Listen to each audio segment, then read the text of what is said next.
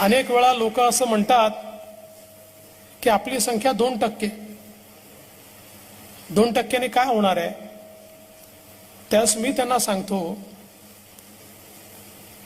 की 2% साखरच दुधाला गोड करते.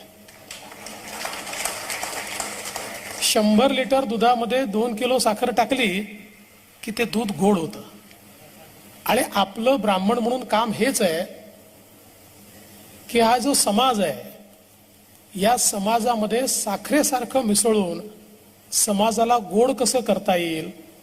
आपण 2% असू तर 98% एकत्रितपणे मिसळून 100% कसं होता येईल हा प्रयत्न आपण नेहमी केला पाहिजे.